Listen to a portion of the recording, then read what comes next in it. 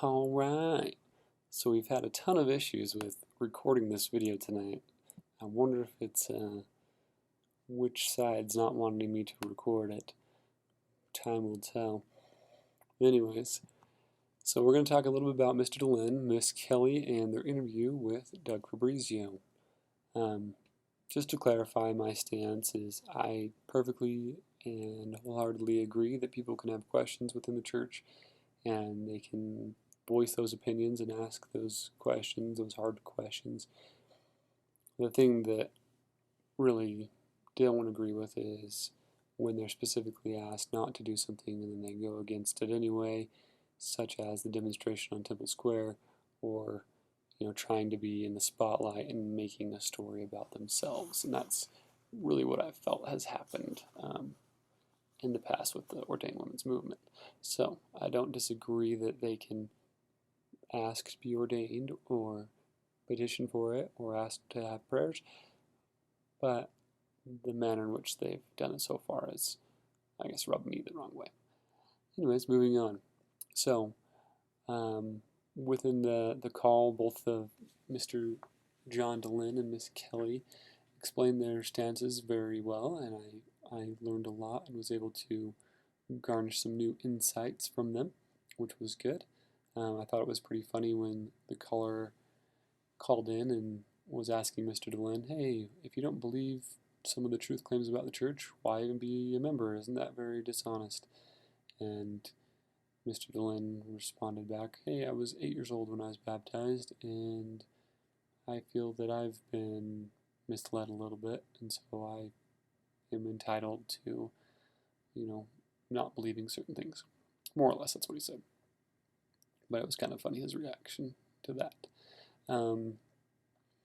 Like I said, I've tried to record this video 2 or 3 times already, and so I'm kind of recapping what I've already said. So this one might be a little bit shorter than the previous ones I've done, but we're going to keep pushing on.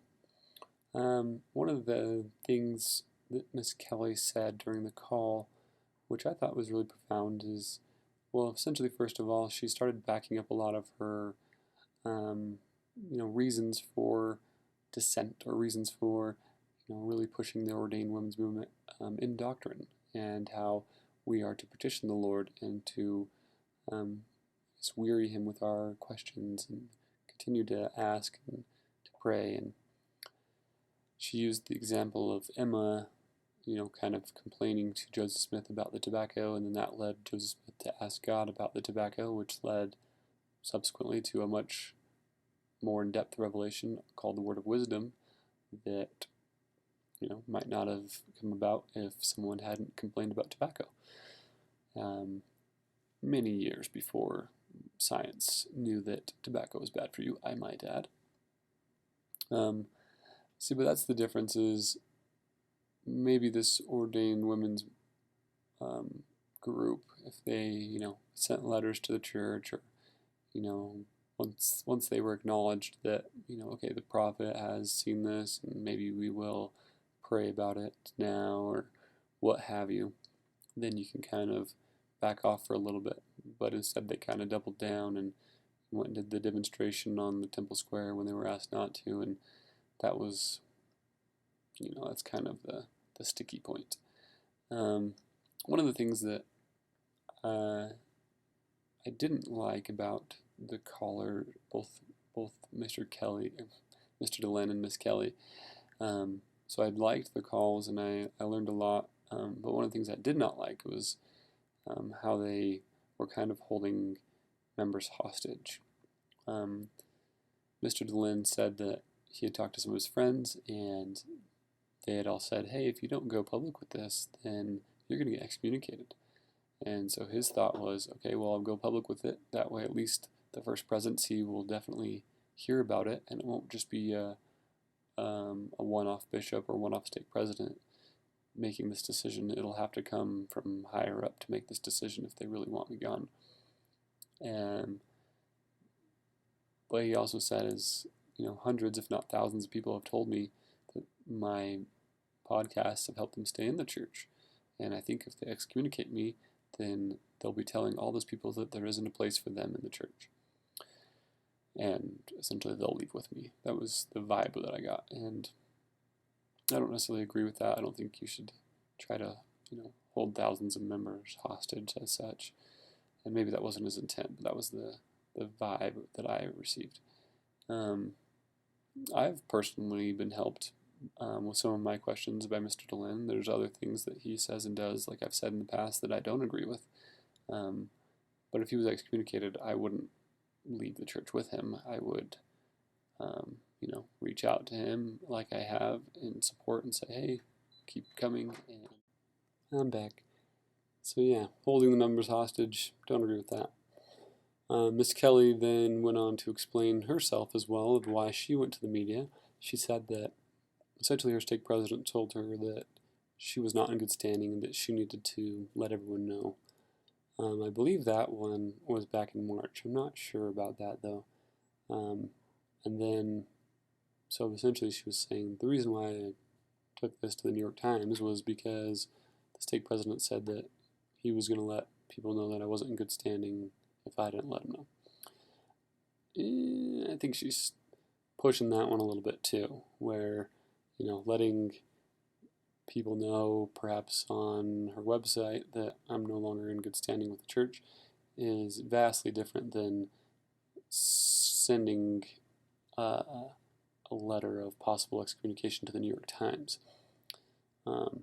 Maybe it's not in your eyes. It is in my eyes, because people who don't understand what this letter is, the possible outcome of the letter could be nothing, could be absolutely nothing. But to say to the New York Times that, oh, I'm going to get kicked out of the church because of this, when that's only one of the possible outcomes, is a little disingenuous.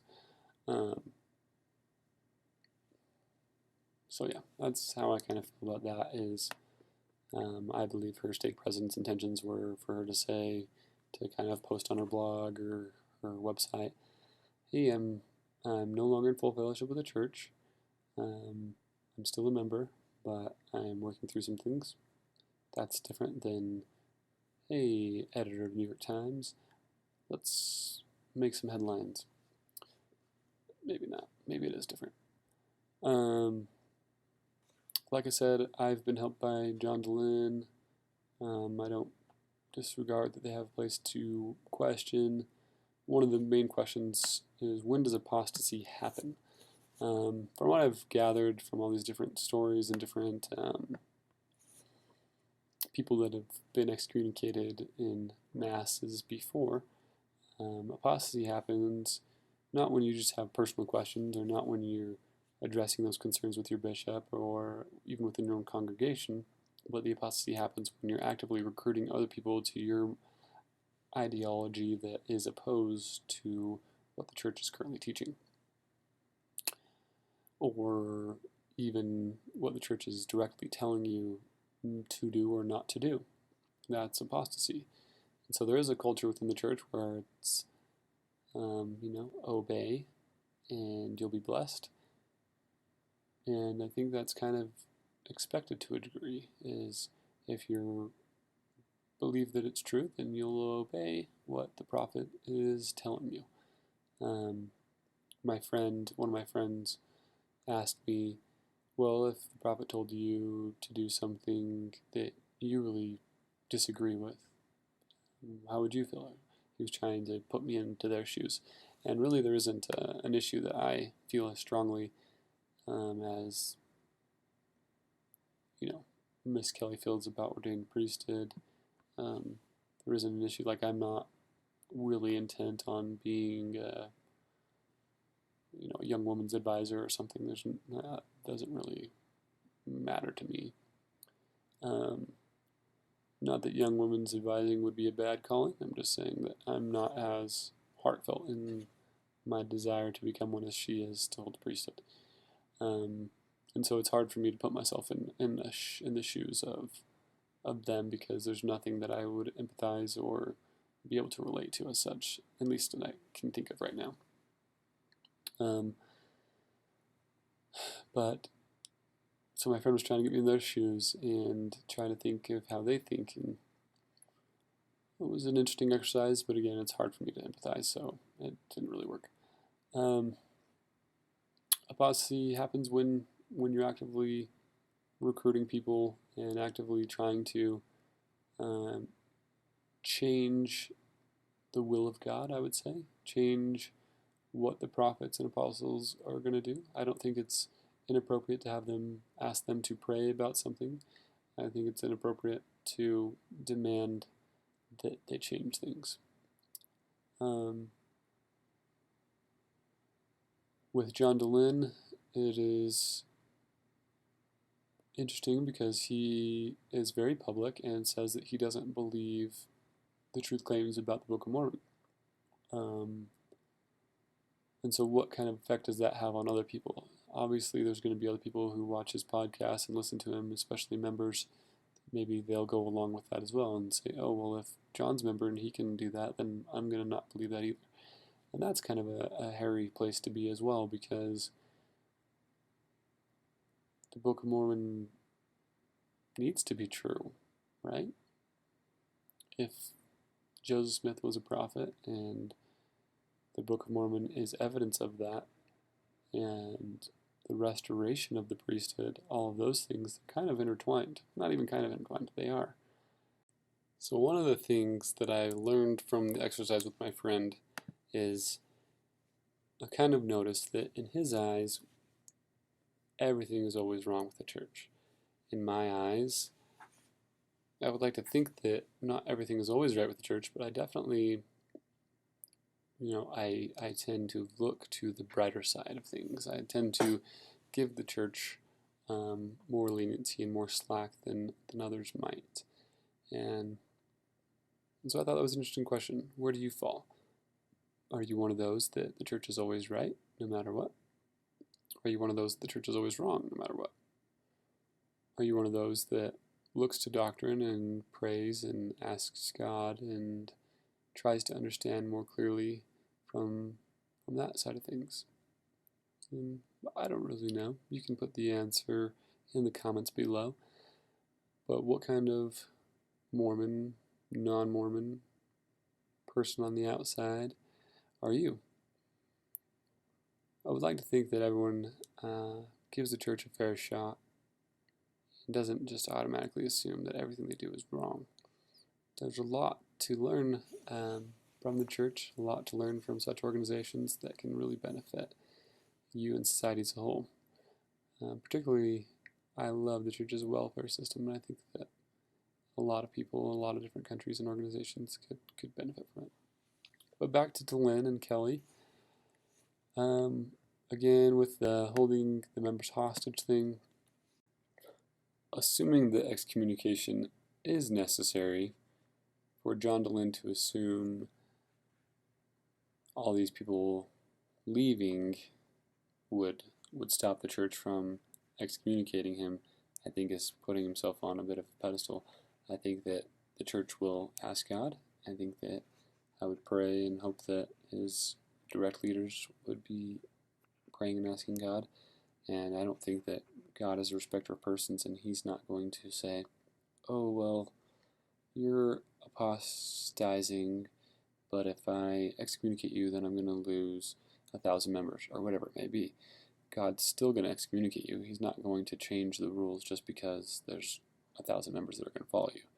And so, there you have it. There's a lot of, subjective bias that comes into play at different times, but I hope that everyone involved, is in direct communication with God and fervent prayer to know what is best and to help everyone involved.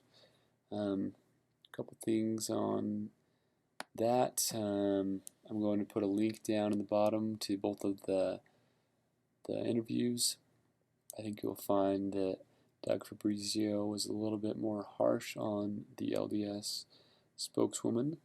He kept pressing on her to speculate on things that she didn't have the answers to. Basically just wanted her to make something up. It kind of felt that way. Anyways, go formulate your own opinions. Make sure you pray about it. And just remember, you won't love it, unless you live it.